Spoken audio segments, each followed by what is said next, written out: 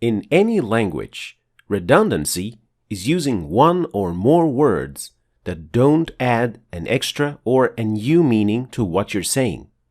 So saying a true fact is the same as saying a fact. Large in size is the same as saying large. Past history is the same as history, and so on. So in these examples, all these words are redundant, which means that they don't add any extra meaning or information, and so they should just be removed. Alright, now that we understand what redundancy is, when we look at al-basmala, Bismillahir Rahmanir Rahim, we notice that the words Ar-Rahmanir Rahim are very closely related, since both come from the same root, Rahima, which means to have mercy. So, Ar-Rahmanir Rahim both look like they convey the same meaning of being merciful. But isn't that redundancy? Would only using Ar-Rahman be enough? Or only Ar-Rahim?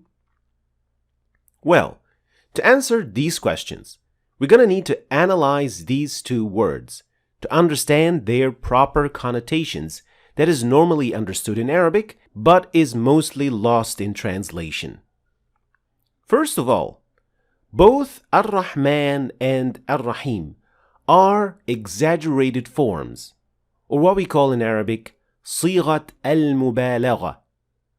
An exaggerated form is essentially an adjective that conveys great quantity or intensity more than the regular adjective. There are many forms for exaggerated adjectives in Arabic. These forms act like molds that shape a certain word into being an exaggerated form. So, alim means a scholar, but applying the exaggerated form fa'ala on it turns it into allama, intensifying its meaning to indicate a scholar of vast knowledge. Similarly, sadiq means honest or truthful, and from fi'il we get siddiq, which intensifies the meaning of honesty and truthfulness. Now, the thing about these forms is that they also add a bit of meaning to the word as to show the degree or manner of intensity to the adjective. One of these effects is observed in the form fa'lan, which emphasizes how immense or great in capacity the adjective is, which is then more emphasized than its continuity or extension.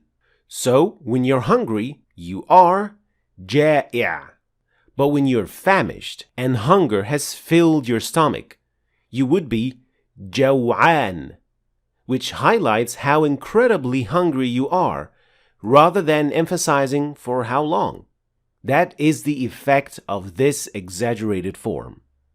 Now, the word Rahman is derived from the exaggerated form fa'lan, which means that it doesn't only refer to being merciful, but refers to the vastness and immenseness of Allah's mercy, but not necessarily emphasize or convey continuity or for how long.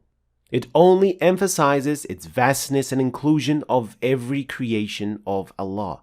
As it was narrated by Imam al-Bukhari, all creations are able to be merciful to one another in this life from one of 100 parts of Allah's mercy.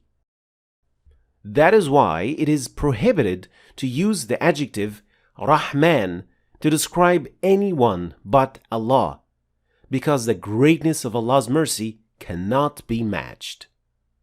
Now, as for the word Rahim, it is derived from the exaggerated form fa'il, which conveys the continuity and the everlasting nature of an adjective. So it doesn't necessarily refer to intensity or the vastness of the adjective. So the words Kareem or Hakim both follow fa'il form, and so they mean generous and wise. In order for these meanings to apply, they require continuity. Being or describing someone as generous doesn't happen from seeing one action, but rather from a continuous attitude. And the same goes for hakim, or wise. They convey and require continuity. Having said that, Rahim also refers to the continuity and everlastingness of Allah's mercy, which is then not bound by time or any limit.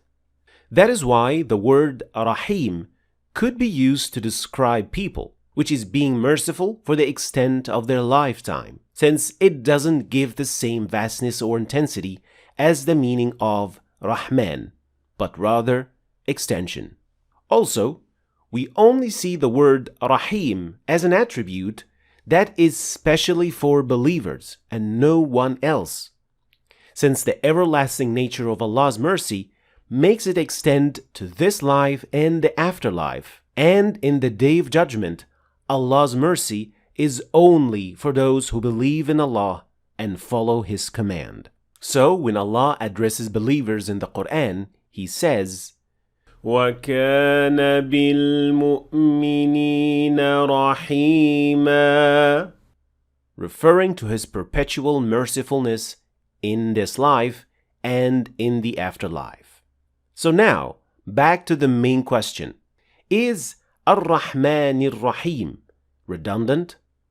And the answer is definitely not, because both words describe a certain aspect of Allah's mercy.